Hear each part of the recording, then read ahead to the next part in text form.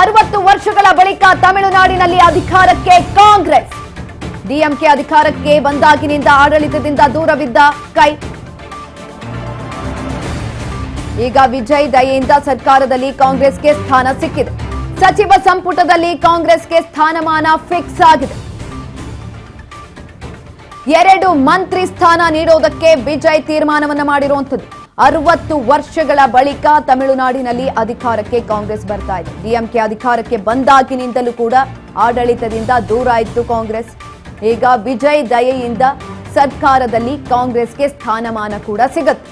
ಜೊತೆಯಲ್ಲಿ ಸಚಿವ ಸಂಪುಟದಲ್ಲಿ ಕಾಂಗ್ರೆಸ್ಗೆ ಸ್ಥಾನಮಾನ ಕೂಡ ಸಿಗುವಂಥದ್ದು ಅದು ಬಹುತೇಕವಾಗಿ ಫಿಕ್ಸ್ ಆಗಿದೆ. 2 ಮಂತ್ರಿ ಸ್ಥಾನವನ್ನ ನೀಡೋದಕ್ಕೆ ವಿಜಯ್ ಅವರು ಫಿಕ್ಸ್ ಆಗಿರುವಂಥದ್ದು. ಟೋಟಲ್ ಇವಾಗ ಕಾಂಗ್ರೆಸ್ ಕಡೆಯಿಂದ ಹೋಗ್ತಾ ಇರುವಂತಹ ಶಾಸಕರ ಸಂಖ್ಯೆ 5 ಜನ. ಅದರಲ್ಲಿ 2 ಮಂತ್ರಿ ಸ್ಥಾನವನ್ನ ಕೊಡೋದಾಗಿ ಈಗ ಆಲ್ರೆಡಿ ವಿಜಯ್ ಅವರು ತೀರ್ಮಾನವನ್ನ ಮಾಡಿರುವಂಥದ್ದು. ಅದು ಯಾರಿಗೆ ಯಾವಾಗ ಅನ್ನೋದು ಇನ್ನೂ ಕೂಡ ಗೊತ್ತಾಗೋದಿಲ್ಲ.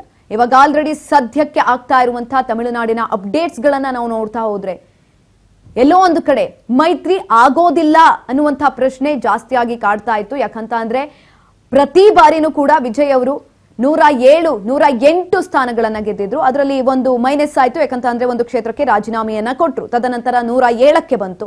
ಅದಾದ ನಂತರ ಯಾರ ಜೊತೆ ಟಿವಿಕೆ ಮೈತ್ರಿಯನ್ನ ಮಾಡಿಕೊಳ್ಳುತ್ತೆ ಅನ್ನುವಂತಹ ಪ್ರಶ್ನೆ ಜಾಸ್ತಿ ಆಯ್ತು. ಆ ಸಂದರ್ಭದಲ್ಲಿ ಕಾಂಗ್ರೆಸ್ ಒಟ್ಟಿಗೆ ಮೈತ್ರಿ ಆಗತ್ತಾ ಇಲ್ಲುವಂತ ಪ್ರಶ್ನೆಗಳು ಕೂಡ ಕಾಣಿಸಿದಂಥದ್ದು. ಕೆ ಸಿ ವೇಣುಗೋಪಾಲ್ ಅವ್ರ ಜೊತೆ ಚರ್ಚೆ ಆಗತ್ತೆ. ಅದಾದ ನಂತರ ಅವ್ರ ಜೊತೆ ಮೀಟಿಂಗ್ ಕೂಡ ಆಗತ್ತೆ. ಮೀಟಿಂಗಿಗೆ ಸಮಯವನ್ನ ಕೂಡ ಕೇಳಿದ್ರು. ಇದೆಲ್ಲ ಆಗಿದ ನಂತರ ಇದೀಗ ಟಿವಿಕೆ ಪಕ್ಷದ ಕಚೇರಿಯಲ್ಲಿ ಕಾಂಗ್ರೆಸ್ ಶಾಸಕರು ಕೂಡ ಕಾಣಿಸಿಕೊಂಡಿದ್ದಾರೆ. ಜೊತೆಯಲ್ಲಿ ಅವ್ರಿಗೂ ಕೂಡ ಸಚಿವ ಸಂಪುಟದಲ್ಲಿ ಸ್ಥಾನಮಾನವನ್ನ ಕೊಡೋದಕ್ಕೆ ವಿಜಯ್ ಅವರು ತೀರ್ಮಾನವನ್ನ ಮಾಡಿರುವಂಥದ್ದು. ಇದ್ರ ಬಗ್ಗೆ ಹೆಚ್ಚಿನ ಮಾಹಿತಿಯನ್ನ ತಿಳ್ಕೊಳ್ತಾ ಹೋಗೋಣ. ನಮ್ಮ ಪ್ರತಿನಿಧಿ ಹರಿ ಸಂಪರ್ಕದಲ್ಲಿದ್ದಾರೆ. ಹರಿ, ಒಂದ್ ಕಡೆನಲ್ಲಿ ವಿಜಯ್ ಅವರು ಸರ್ಕಾರವನ್ನ ರಚನೆ ಮಾಡಿರುವಂತದ್ದು, ಕಾಂಗ್ರೆಸ್ ಮೈತ್ರಿಯನ್ನ ಘೋಷಣೆ ಮಾಡಿದ್ದಾರೆ. ಹೆಚ್ಚಿನ ಮಾಹಿತಿ ಕೊಡೋದಾದ್ರೆ.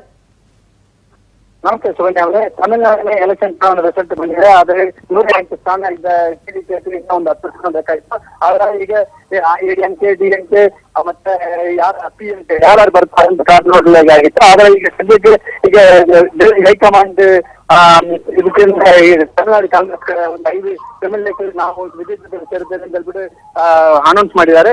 ಅವ್ರ ಪ್ರೆಸ್ ರಿಲೀಸ್ ಕೂಡ ಆಲ್ರೆಡಿ ಆಗಿದೆ. ಆದ್ರಲ್ಲ 108 ಇರುವ ಟಿವಿಕೆ ಪಕ್ಷದ ಜೊತೆಯಲ್ಲಿ 5 ಕಾಂಗ್ರೆಸ್ MLA ಸೇರುವಾಗ 113 ಆಗ್ತದೆ. ಮತ್ತೆ ಇನ್ನು ಸಣ್ಣ ಪುಟ್ಟ ಯಾರು ಬರ್ತಾರೆ ಅನ್ನೋದು ಗೊತ್ತಾಗಿಲ್ಲ. ಆದ್ರೆ ಇನ್ನೊಂದು ಕಡೆ ಎಡಿಎಂಕೆ ಸ್ವಲ್ಪ ಡಿವೈಡ್ ಆಗುವ ಪರಿಸ್ಥಿತಿ ಇದೆ.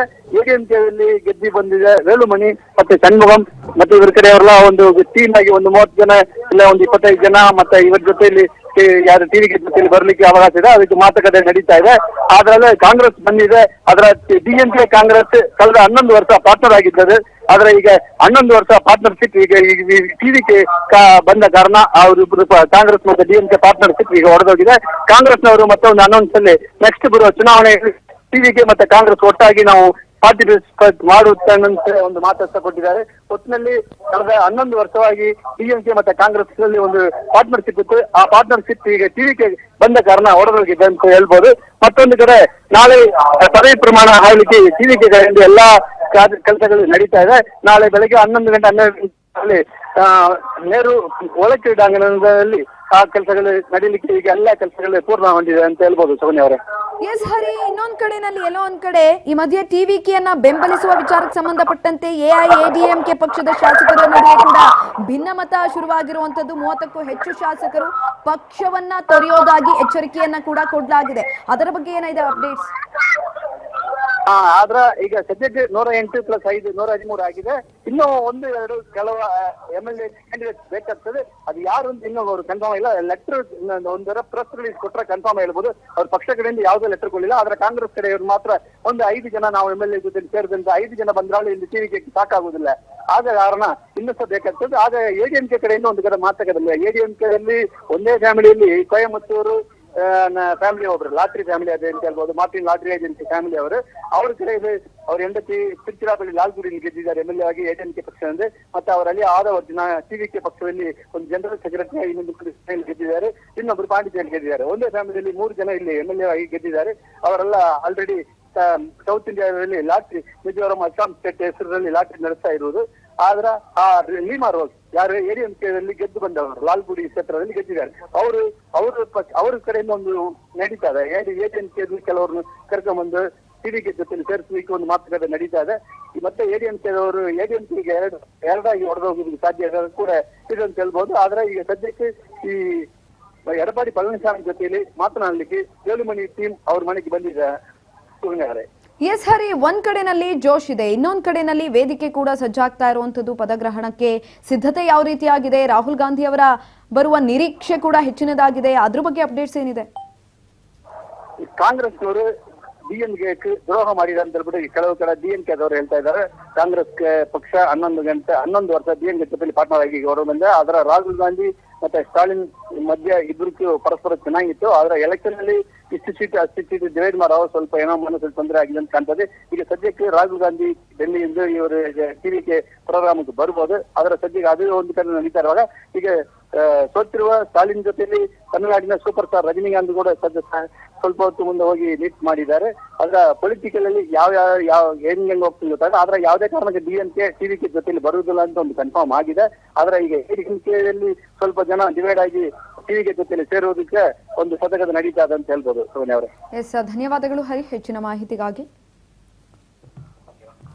ಎಸ್ ನೋಡಿ, ಒಂದ್ ಕಡೆನಲ್ಲಿ ಸಿದ್ಧತೆಗಳಾಗ್ತಾ ಇದೆ.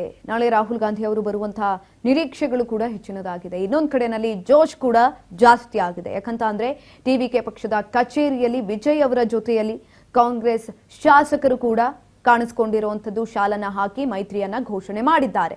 ಕಾಂಗ್ರೆಸ್ ಜೊತೆಗೆ ಇನ್ನು ಸಣ್ಣ ಪುಟ್ಟ ಪಕ್ಷಗಳು ಕೂಡ ಕೈ ಜೋಡಿಸಿ ಮೈತ್ರಿಯನ್ನ ರಚನೆ ಮಾಡುವುದಾಗಿ ವಿಜಯ್ ಅವರು ತಿಳಿಸಿರುವಂತದ್ದು. ಹಾಗಾಗಿ ಇದೇ ಸಂದರ್ಭದಲ್ಲಿ ಕಾಂಗ್ರೆಸ್ನವರಿಗೆ ಸಚಿವ ಸ್ಥಾನ ಕೂಡ ಸಿಗ್ತಾ ಇರುವಂತದ್ದು. ಟೋಟಲ್ ಆಗಿ 5 ಶಾಸಕರು ಬರ್ತಾ ಇದ್ದಾರೆ. 5 ಶಾಸಕರಲ್ಲಿ 2 ಖಡಾಖಂಡಿತವಾಗ್ಲೂ ಕೂಡ ಸಚಿವ ಸ್ಥಾನ ಸಿಕ್ಕೇ ಸಿಗತ್ತೆ.